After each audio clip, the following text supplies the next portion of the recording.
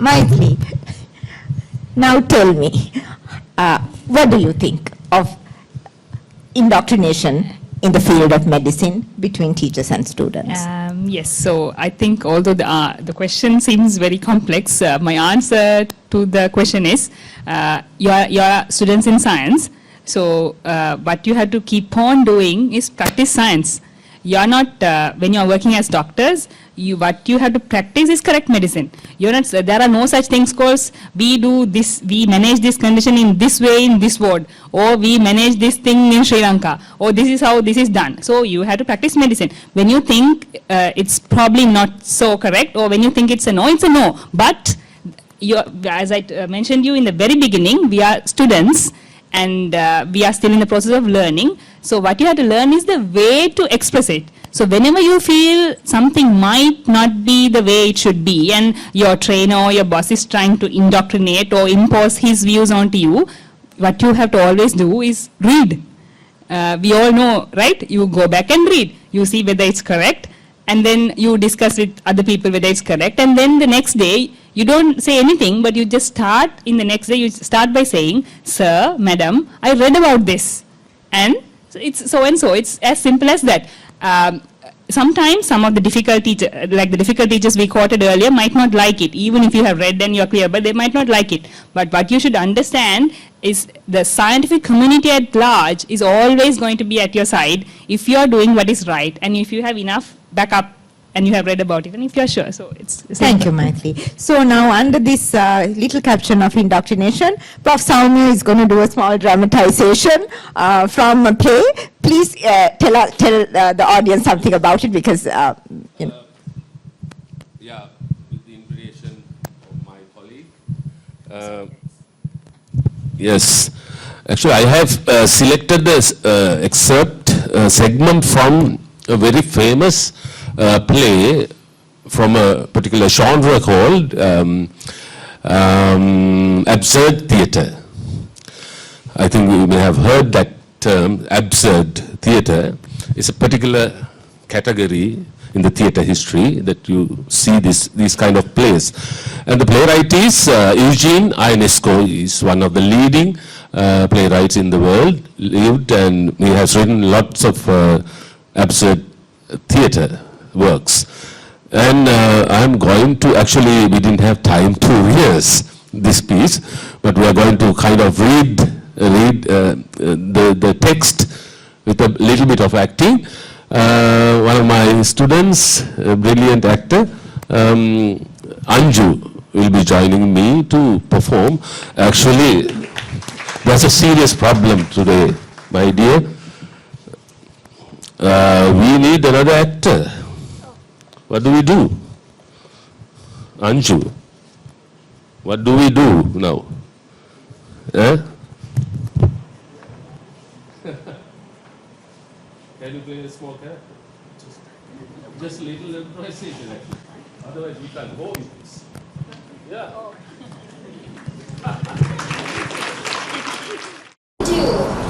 Now, in order to learn to distinguish all the different languages, as I have told you, there is nothing better than practice, right? Let's take them in order. I'm going to try to teach you all the translations of the word knife. Well, all right, if you want. Yes, Mary, Mary. She's not there. Mary, Mary, where are you? Ah, yeah, Mary.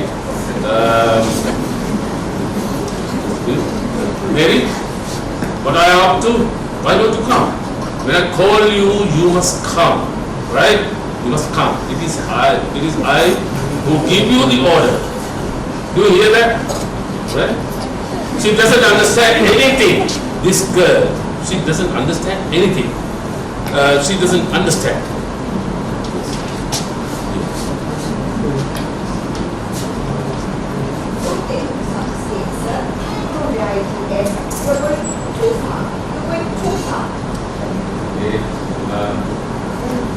I'll be able to stop in time.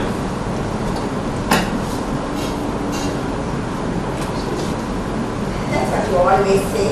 I want you to shut your feet. I've got a toothache. She's really good, huh? That is not good. That is an improvisation. She is good. Why don't you come over there and do some lectures? Go in. You sit now. What symptom? Explain yourself. Do you mean? What do you mean? Yes, what do you mean? I've got a toothache. The final symptom, the chief symptom. That's stupid. Don't you go away like that. I call you to help me find the Spanish, Neo-Spanish, Portuguese, French, Oriental, Romanian, Sardinipali, Latin, Spanish knives.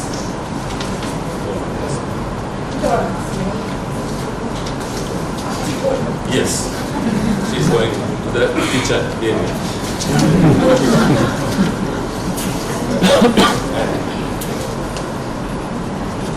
And wait here, I'll come.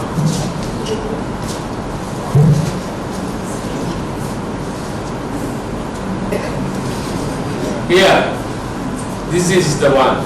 Young lady, here is the knife, right? It's too bad that we only have this one, but you are going to try to make it serve all the languages anyway. It will be enough if you will pronounce the word knife in all languages by looking at the object very closely, fixedly, and imagining that it is in the language that you are speaking. I've got a toothache. Now say knife, like knife, like knife. Look at it. Watch it. What is this one? In French, Italian or Spanish? That doesn't matter now. That's not your concern. Say knife. Knife. Look. Fur. Again, look at it. Knife. Oh no, my God, I've had enough. And besides, I've got a toothache. My feet hurt me and I've got a headache too. Knife, look, knife. Look at this. Knife, look. Giving me an earache too. Your voice. And say knife. No, my ears hurt. I hurt all over. I am going to tear them off your ears. That's what I'm going to do with you. And then you will hurt yourself. My pet. You're hurting me. Look, come on, quickly. Repeat after me. Knife. If you insist. Knife. Is that Neo-Spanish? Is that your Spanish? That's yours. Sometimes you're going over. If you like, yes, it's Neo-Spanish. But hurry up, we haven't got time. And then, what do you mean by that insidious question? What are you up to? Huh? Repeat. Watch. Knife. My head, my eyes, my ears, my body hurts all over.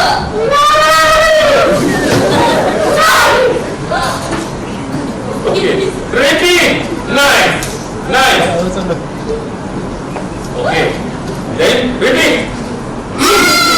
Knife. Thank you.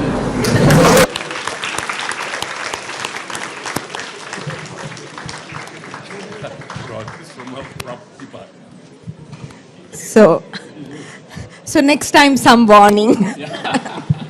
Okay, so Prof. Soumya, what was that all about? Please put it in context because most of us are not really well versed in this. Yeah, very briefly. Yes.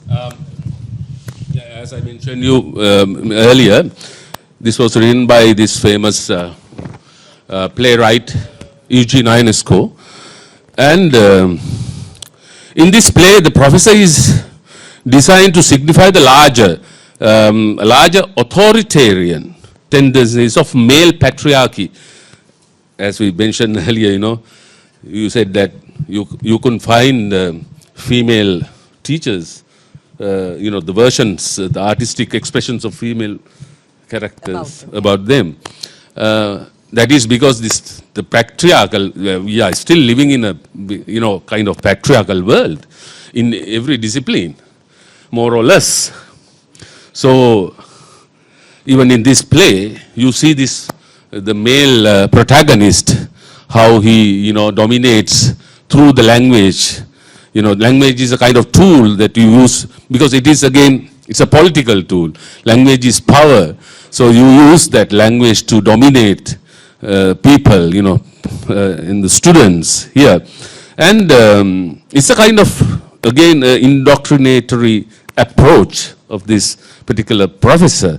It's not all about, the story of these three people in this play.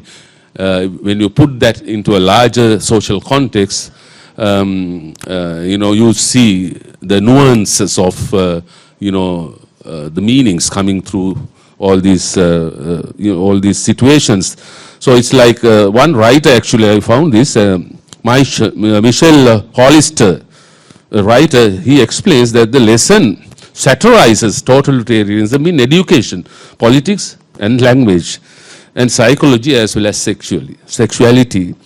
And a few other writers they write about this play and say this professor exhibits the tendencies of bourgeois consciousness, that is the middle class consciousness of people. We are also coming from middle class in general.